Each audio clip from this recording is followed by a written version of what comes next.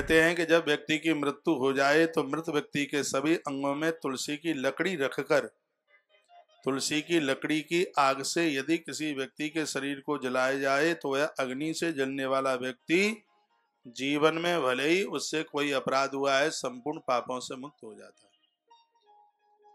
ताली मत बजाना, आज एकादशी है। अच्छा, बजाते हैं क्या रस की ताली?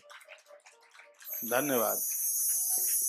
तो मृत व्यक्ति को जब लेटा दिया जावे तो उसके सिर के नीचे लकड़ी, उसके हाथों में लकड़ी का टुकड़ा, उसकी कोहनी के नीचे, उसकी पीठ के नीचे लकड़ी रखी जाए। भगवान भोलेनाथ कहते हैं कितना भी अपराधी व्यक्ति उसकी चिता में तुलसी की लकड़ी रखी गई है तो वह पापों से मुक्त हो जाता है। जिसके मरते समय श्री हरि का कीर्तन किया जाता है उस व्यक्ति को जितना पुण्य मिलता है, मृत्यु के समय पर उसकी चिता में तुलसी का एक टुकड़ा रखने से उतने फल की प्राप्ति हो जाती है। उस जीव को इस संसार में तुलसी से जलाए जाने के तत्पश्चात द्वारा जन्म लेने के लिए, मरने के लिए इस धरती पर नहीं आना पड़ता।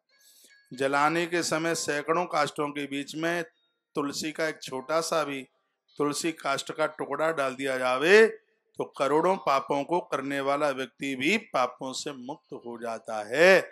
ऐसा भगवान महादेव बोले। जितने भी बूढ़े माता पिता हैं वह अपने अपने बच्चों को एक बार कभी वो पूछे, मम्मी कोई अंतिम इच्छा है क्या, बाबूजी कोई अंतिम इच्छा है क्या, तो उनको कह देना बेटा तुलसी का पत्ता गंगाजल में डाल के गीता जी का 18वां अध्याय हमें सुना देना, और जब हमारी अर्थी में अग्नि का दान हो तो एक तुलसी का टुकड़ा जरूर कहीं न कहीं से लाके हमारी चिता में डाल देना।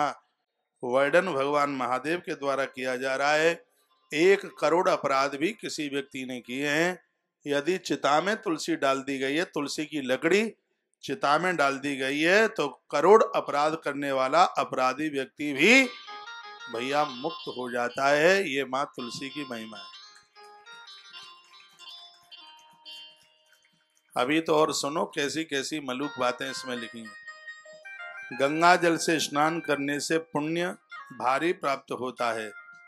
लोग पवित्र हो जाते हैं गंगा जल से, लेकिन जिसके कंठ में तुलसी है, पीने वाला पानी कंठ में पहुंचते ही गंगा जल बन जाता है।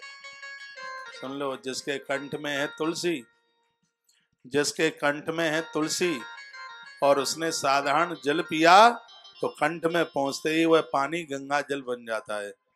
और जिसके कंठ में तुलसी नहीं है, यदि गंगा जल भी पिया है तो वो कंठ में पहुंचते ही महाराज वो खून का घूंट बन जाता है, वो रक्त की तरह हो जाता है।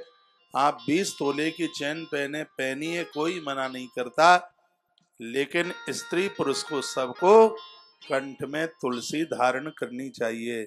एक बार फिर कहूंगा, जिसके कंठ में तुलसी है, पीने वाला पानी गंगा जल बन जाता है।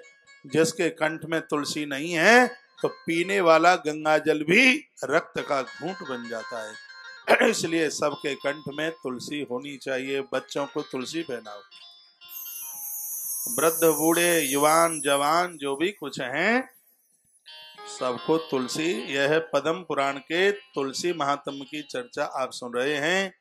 इस ग्रंथ के वक्ता स्वयं भगवान महादेव अपने मुख से देवर्षि नारद जी को ये बात सुना रहे हैं। वह कहते हैं कि जलाने के समय सैकड़ों काष्ठों के बीच में तुलसी का एक छोटा सा टुकड़ा उस अर्थी पर जलने वाले उस व्यक्ति को पावन कर देता है, पवित्र कर देता है। तुलसी की लकड़ी जिसमें मिली रहती है, इस प्रकार की चिता जब तक जलती रहती है, जब तक जलती रहती है, जीव को आनंद होता है, कष्ट नहीं होता। तब तक तुलसी की लकड़ी जिसमें मिली है, इस प्रकार की चिता जब तक जलती रहती है, तब तक उस जीव द्वारा करोड़ों कल्पों में किए गए पाप जलते रहते हैं। इसलिए कहा गया है कि चिता को जल्दी नहीं, उसको जलते रहने दीजिए। ये नहीं कि आग फुर से लगाई और वहां से भागो। इस ग्रंथ में बड़ी अद्भुत बात कही है कि चिता जितनी देर तक जलती रहती है, उसमें तुलसी डाली है, चिता जितनी देर तक जलती रहेगी उतने जन्मों के उस व्यक्ति के पाप जल रहे होंगे और वह व्यक्ति निवृत्त हो रहा होगा। ऐसी बात भगवान भोलेनाथ बोले। तुलसी की लकड़ी से जलते हुए मनुष्य उस जीव द्वारा करोड़ों कल्पों में किए गए पाप जल करके राख हो जाते हैं। और जब तुलसी का काष्ठ पड़ा हुआ है चिता में और वो चिता जलती है, उसको देखकर भगवान विष्णु के दूत विष्णु लोक में उस जीव को ले जाते हैं। यमदूत स्थान छोड़ करके भाग जाते हैं। ये तुलसी की महिमा आप सुन रहे हैं। इतनी अद्भुत तुलसी की महिमा है। हजारों जन्मों से मुक्त होकर यह जीव भगवान जनार्दन के लोक को प्राप्त होता है। तुलसी के प्रति श्रद्धा रखिए। हम लोगों की तो तुलसी के प्रति इतनी श्रद्धा है, इसलिए आश्रम का नाम तुलसी वन आश्रम, गौशाला का नाम तुलसी तपोवन गौशाला, गुरुकुल का नाम तुलसी गुरुकुल विद्यापीठ, बड़े मठ का नाम तुलसी तपोवन मठ। यहाँ तो सब कुछ तुलसी से ही जुड़ा हुआ है। तुलसी तो भगवान का भोग है।